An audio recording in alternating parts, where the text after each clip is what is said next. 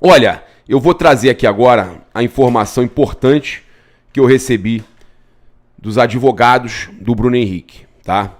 Eles me passaram uma situação muito importante, pessoal que está na defesa do Bruno Henrique, que houve constrangimento e exposição ilegal do atacante, tá? Porque a Justiça Estadual não tinha competência para autorizar, a Justiça Estadual do Distrito Federal não tinha competência para autorizar a busca e apreensão e que a operação foi truculenta e midiática, expondo indevidamente o jogador e sua família.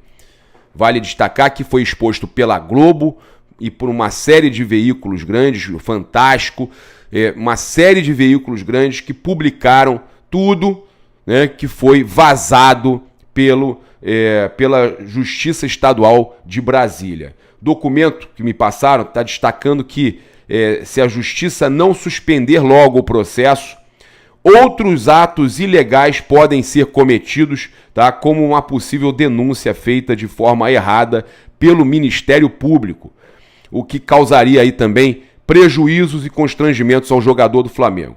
Tá? Em resumo aí, para passar para vocês, o pedido deles é o seguinte: transferência do caso da Justiça Estadual para a Justiça Federal do Distrito Federal, tá? Pela sacanagem toda que eles entendem que aconteceu.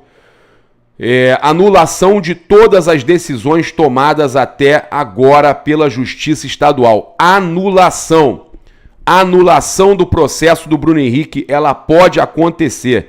Tudo que foi, né, tomado, todas as decisões tomadas pela Justiça Estadual de Brasília, eles pedem a anulação. Que as provas obtidas nessas decisões também sejam retiradas do processo. Notícia aí urgente, importante sobre o Bruno Henrique, que amanhã, que hoje mete gol no Palmeiras, se Deus quiser, e amanhã vai depor no STJD, tá? Então, a gente trazendo essas informações é importante, estão tentando aí arquivar e até anular o processo lá que foi movido, inclusive, no caso, a Justiça Estadual, né, de Brasília. Então, cara, eu torço muito que o Bruno Henrique consiga provar a sua inocência, consiga ser absolvido de tudo que entraram contra ele aí, que ele possa, inclusive, pedir aí, né, uma reparação pela questão da exposição indevida.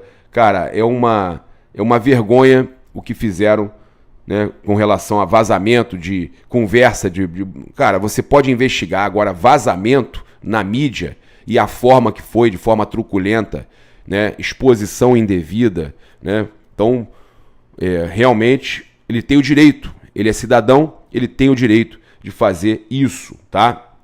Olha só, a gente tem aqui também uma informação importante, né?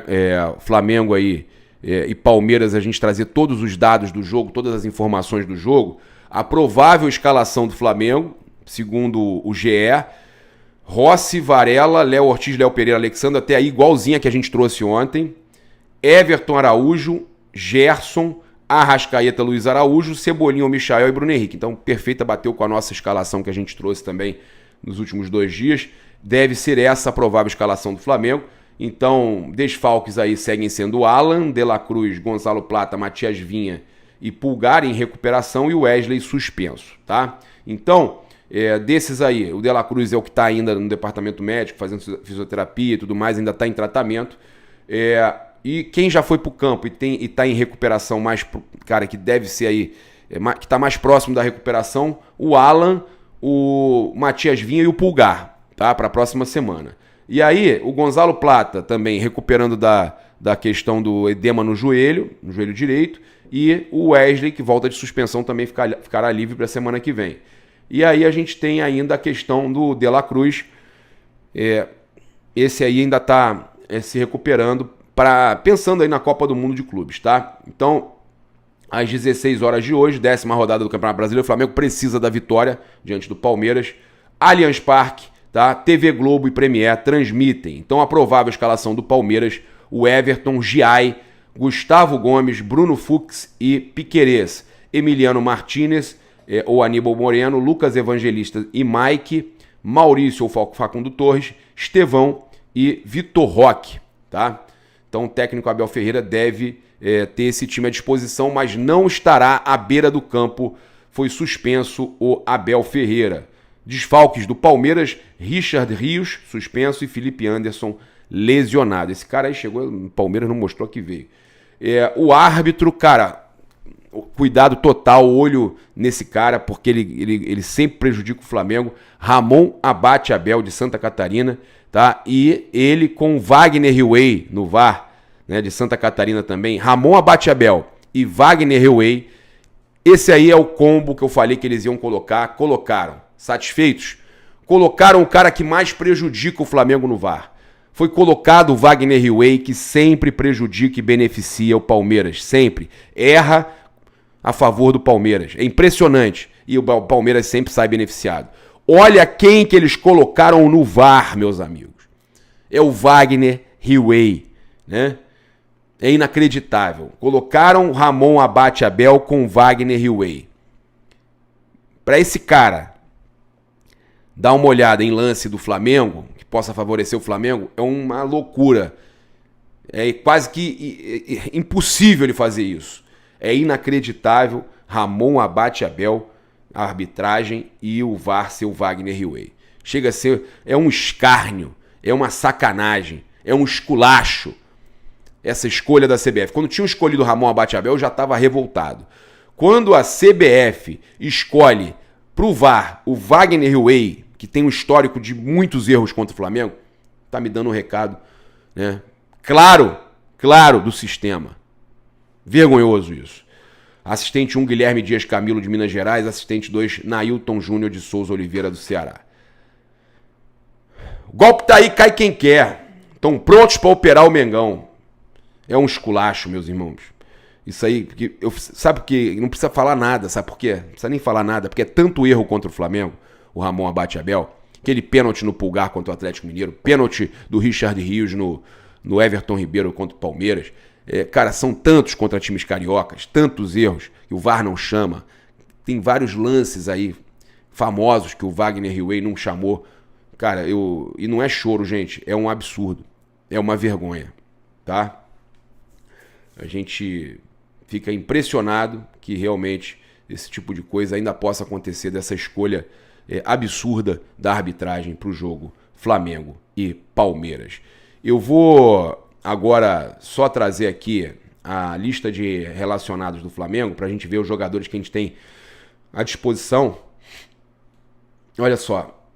Alexandro, Ayrton Lucas. O Ayrton Lucas viaja, então está à disposição. Bruno Henrique, Cleiton, Danilo, Arrascaeta. Há uma dúvida se ele começa ou não jogando pela questão do gramado sintético. Diogo Alves, Everton Cebolinha, Everton Araújo, Guilherme Varela, titular, Gerson, titular, João Vitor, Joshua, Juninho, Luiz Araújo, deve ser titular, Léo Ortiz, Léo Pereira, titulares, Lohan, que deve ser aproveitado no decorrer do jogo, Matheus Cunha, Matheus Gonçalves, Michael, que há dúvida se será ou não titular, Pablo Lúcio, espetacular esse garoto, Pedro, que pode ser banco, tá? É cogitado aí, não se sabe nem se vai entrar na partida por questão do gramado sintético e tá voltando de cirurgia. O Rossi, né, titular, e o Alacian, tá? Então, eu tinha falado do Alexandre, que deve ser titular, o Bruno Henrique também, o Arrascaeta, uma dúvida, o Cebolinha, que pode ser titular, tá? Então, o Flamengo, a gente trouxe aí o provável time do Mengão, a gente pode trazer novamente aqui para vocês, lembrando que a CBF definiu para o dia 2 de junho a data do sorteio da fase de oitavas de final da Copa do Brasil, tá? Adiou, era dia 30. Então, novamente aqui o time do Flamengo, o Rossi, o Varela, o Léo Ortiz, Léo Pereira e Alexandro, aí o Everton Araújo com o Gerson na volância, Arrascaeta, Luiz Araújo, Cebolinha e Bruno Henrique. Pode ser Michael e Bruno Henrique. Gostou? Comenta aqui. Eu quero lembrar você que se tem Mengão em campo, tem free bet na bet oficial da Nação. Lembrando de jogar com responsabilidade, que é para maiores de 18 anos, é diversão, não é investimento.